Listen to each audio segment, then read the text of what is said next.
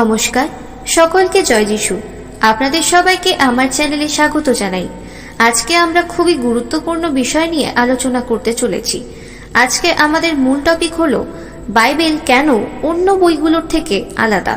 তো চলুন বন্ধুরা, আর দেরি না করে মূল ভিডিওতে যাওয়া যাক। কোন কোন দিক দিয়ে বাইবেল অন্য যে কোনো বইয়ের থেকে আলাদা, কিভাবে বাইবেল ব্যক্তিগত সমস্যাগুলোর সঙ্গে সফলভাবে মোকাবিলা করার জন্য আপনাকে সাহায্য করতে পারে, কেন আপনি বাইবেল লিপিবদ্ধ ভবিষ্যৎবাণীগুলোর উপর নির্ভর করতে পারেন, কোন কোন দিক দিয়ে বাইবেল ঈশ্বরের কাছ থেকে এক রোমাঞ্চকর উপহার। আপনি কি এমন এক সময়ের কথা মনে করতে পারেন যখন আপনার প্রিয় কোনো বন্ধুর কাছ থেকে আপনি সুন্দর একটি উপহার পেয়েছিলেন? সম্ভবত সেই অভিজ্ঞতা শুধু রোমাঞ্চকরই নয়, কিন্তু সেই সঙ্গে হৃদয়গ্রাহীও ছিল। বস্তুতপক্ষে একটা উপহার আপনাকে সেই দাতার সম্বন্ধে কিছু বলে থাকে। এটা জানায় যে তিনি আপনার বন্ধুত্বকে মূল্যবান বলে মনে করেন। কোনো সন্দেহ নেই যে আপনার বন্ধুর দেওয়া সেই সুচিন্তিত উপহারের জন্য আপনি তার প্রতি কৃতজ্ঞতা প্রকাশ করেছিলেন। বাইবেল হচ্ছে ঈশ্বরের কাছ থেকে আসা একটি উপহার, যেটির জন্য আমরা সত্যি কৃতজ্ঞ হতে পারি। এই অদ্বিতীয় বইটি এমন কিছু বিষয় প্রকাশ করে যা আমরা অন্য আর কোনোভাবে পেতাম না। উদাহরণস্বরূপ, এটি আমাদের তারকাখচিত আকাশমণ্ডল, পৃথিবী এবং প্রথম মানব ও মানবী সৃষ্টি সম্বন্ধে বলে। জীবনের নানা সমস্যা এবং উদ্বেগগুলোর সঙ্গে সফলভাবে মোকাবিলা করতে আমাদের সাহায্য করার জন্য বাইবেলে নির্ভরযোগ্য নীতিগুলো রয়েছে। এটি ব্যাখ্যা করে যে কিভাবে ঈশ্বর তার উদ্দেশ্য পূর্ণ করবেন এবং পৃথিবীতে আরো ভালো অবস্থা নিয়ে আসবেন। বাইবেল কতই না রোমাঞ্চকর এক উপহার। জিহোবা আমাদের জন্য যে বাইবেলগুলো জুগিয়েছেন সেটি তার সম্বন্ধে আমাদের কি জানায় এবং কেন তা হৃদয়গ্রাহী। এছাড়া বাইবেল এক হৃদয়গ্রাহী উপহার, কারণ এটি এর দাতা জিহোবা ঈশ্বর সম্বন্ধেও কিছু প্রকাশ করে থাকে। তিনি যে এই ধরনের একটি বই জুগিয়েছেন সেটাই হলো একটা প্রমাণ যে তিনি চান যেন আমরা তার সম্বন্ধে ভালোভাবে জানি।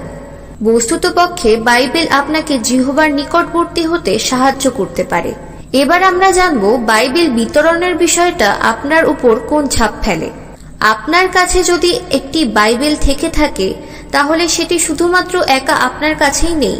বাইবেল পুরোপুরি বা আংশিকভাবে 2600-রও বেশি ভাষায় ছাপানো হয়েছে, আর তাই বিশ্বের জনসংখ্যায় 90%-রও বেশি লোক এটি পেতে পারে। প্রতি সপ্তাহে গড়ে 10 লক্ষেরও বেশি বাইবেল বিতরণ করা হয়ে থাকে। পুরো বা আংশিক বাইবেলের কোটি কোটি প্রতিলিপি উৎপাদিত হয়েছে। নিশ্চিতভাবেই বাইবেলের মতো অন্য আর কোনো বই নেই। তিথোমিওর 3:16 উল্লেখিত রয়েছে, শাস্ত্রে লেখা সমস্ত কথা ঈশ্বরের দ্বারা অনুপ্রাণিত এবং তা শিক্ষার, তিরস্কারের, সংশোধনের এবং যা সঠিক সেই অনুযায়ী প্রশিক্ষণের জন্য উপকারী। কিভাবে? স্বয়ং বাইবেল উত্তর দেয়, মনুষ্যেরা পবিত্র আত্মা দ্বারা চালিত হইয়া ঈশ্বর হইতে যাহা পাইয়াছেন তাহাই বলিয়াছেন। উদাহরণস্বরূপ, একজন ব্যবসায়ী হয়তো একজন সচিবকে দিয়ে একটা চিঠি লেখাতে পারেন। সেই চিঠিতে ব্যবসায়ীর চিন্তা ও নির্দেশগুলো রয়েছে, অতএব চিঠিটা আসলে তারই, সেই সচিবের নয়। অনুরূপভাবে বাইবেলে ঈশ্বরের বার্তা রয়েছে, সেই ব্যক্তিদের বার্তা নয় যারা সেগুলো লিখেছিল। তাই পুরো বাইবেল সত্যি ঈশ্বরের বাক্য। বাইবেলের বিভিন্ন বিষয়বস্তুর মধ্যে সঙ্গতি কেন বিশেষভাবে উল্লেখযোগ্য? বাইবেল 1600 বছরেরও বেশি সময় ধরে লেখা হয়েছিল। এর লেখকরা বিভিন্ন সময় বেঁচে ছিলেন এবং বিভিন্ন পটভূমি থেকে এসেছিলেন। কেউ ছিলেন কৃষক, কেউ ছিলেন জেলে এবং কেউ ছিলেন মেষপালক। অন্যেরা ছিলেন ভাববাদী বিচারক এবং রাজা। সুসমাচার লেখক লুক ছিলেন একজন চিকিৎসক।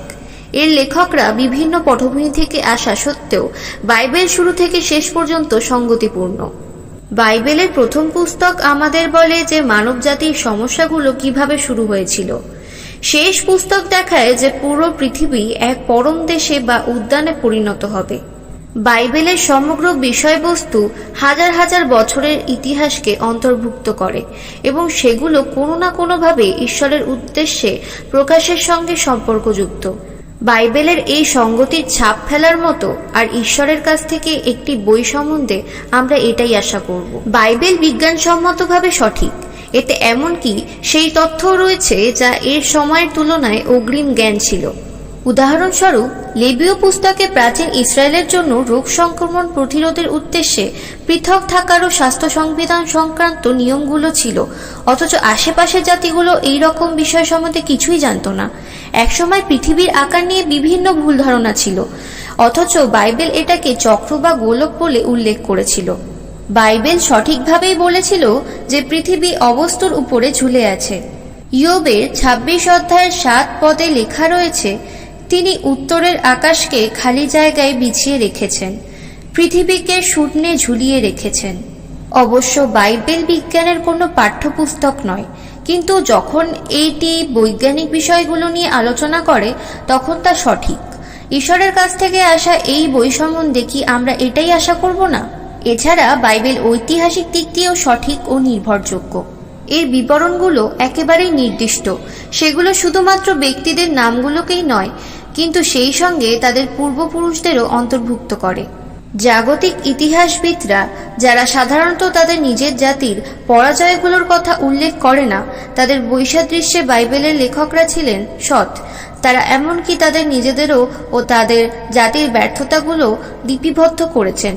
উদাহরণ হিসেবে, বাইবেলে বর্ণনা পুস্তকের লেখক মোশি তার নিজের সেই গুরুতর ভুলের কথা স্বীকার করেন, যেটার জন্য তাকে চরমভাবে তিরস্কার করা হয়েছিল। এই ধরনের সততা অনন্যা ঐতিহাসিক বিবরণে খুবই বিরল, কিন্তু বাইবেলে তা পাওয়া যায়, কারণ এটি ঈশ্বরের কাছ থেকে একটি বই। বন্ধুরা, আজকের ভিডিওটি এই পর্যন্ত। আমি আবার একটি নতুন ভিডিও নিয়ে আসব। ভিডিওটা যদি ভালো লেগে থাকে তাহলে লাইক, কমেন্ট এবং সাবস্ক্রাইব করে দিও চ্যানেলটাকে। এবং তোমাদের প্রত্যেককে, যারা যারা এই মুহূর্তে আমার ভিডিওটা তোমরা শুনছো, তোমাদের প্রত্যেককে প্রভু যিশুর নামে আমি প্রার্থনা করব। আমিন।